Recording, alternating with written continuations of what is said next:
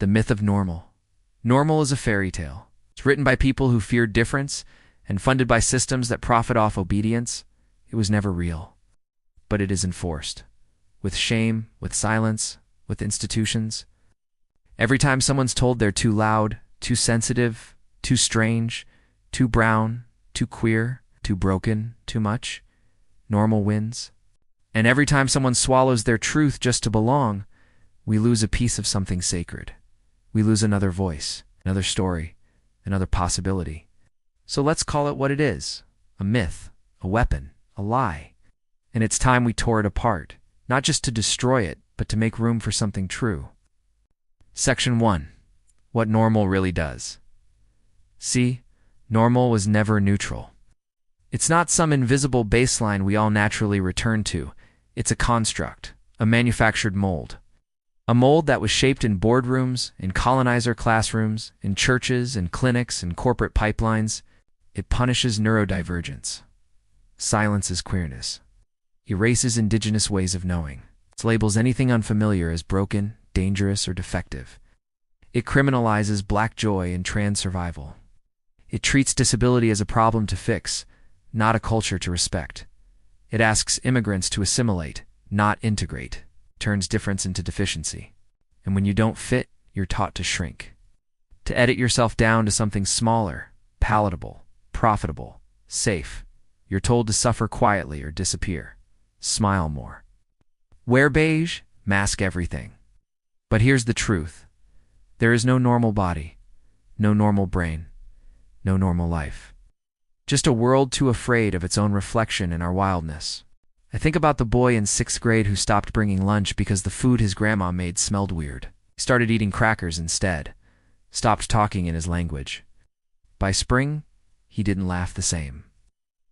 I think about the girl who wore a binder every day in 90-degree heat because it was the only way she could survive her reflection. Until one day, she just didn't come back to class. And no one said her name out loud again. That's what normal does. Polices joy, confiscates difference, disguises violence as politeness. So no, we don't owe normal our silence. We don't owe it our stories, our softness, our survival. We don't owe it anything at all. Let it choke on its rules. Let it tremble in the face of our full volume. Off script, too much truth. Because we weren't born to fit in. We're born to break the spell. Section 2. Where the change begins dismantling the myth of normal doesn't require a revolution tomorrow. It starts quietly, and then loudly. It starts with refusal. Refusing to apologize for existing outside the mold, refusing to shrink for someone else's comfort, refusing to call the system broken when maybe it was built exactly this way, on purpose. Change starts in the in-between. In the conversation after class, in the moment someone says, "I've never heard it said like that before." And the kid who sees themselves in a story and stops feeling like a glitch. It starts in classrooms that teach difference as brilliance, not burden. In media that reflects us fully, not filtered through palatable stereotypes. In policies shaped by the people most silenced by the old ones. This isn't about diversity optics. It's about burning the blueprint that made some lives default and the rest disposable. Change starts when we stop tolerating each other and start transforming with each other. When we realize this world isn't finished, and we were always meant to rewrite it.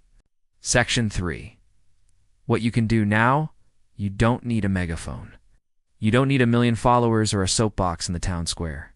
You just need intention. Be the person you needed when you were breaking, when you felt invisible, when your difference was treated like a defect. Speak up when others can't. Hold space without stealing it. Amplify, protect, repair, repeat. Inclusivity isn't just adding chairs to a table that was never built for us.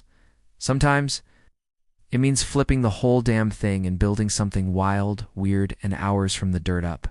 And that starts by asking, who's missing from this room? Who's always asked to translate their pain into a teachable moment? Who's punished just for existing out loud? Learn, unlearn, relearn, every day. With humility, with heat, with a spine built for discomfort. It isn't about being perfect. It's about being present, even when it's messy, especially when it's messy. Because if you're waiting until it's easy, you'll wait forever. And we don't have forever. The feral future A future worth building doesn't center normal. It centers the excluded, the wounded, the too much for you. Makes space for grief and rage and joy. No permission slips required. It honors the mess, the becoming, the in-between. And we, the feral ones, are already building it, not waiting for permission, not knocking on doors that were never meant to open. We're making our own. Online, in backyards, in zines, in whisper networks, in mutual aid circles, drag shows, late-night group chats, kitchen tables, in every space where someone whispered, "You too." I thought I was the only one. We are not a glitch. We are not a phase. We are the future leaking through the cracks and cracking it wide open. So if you're done hiding, subscribe, stay, show up. And if there's fire in your chest, drop a comment. Tell us what you're ready to burn down and what you're dreaming of rising in its place. Because this isn't just content. This is a call. A signal flare for the strange and sacred. You're not lost. You're just feral. And you finally found your pack.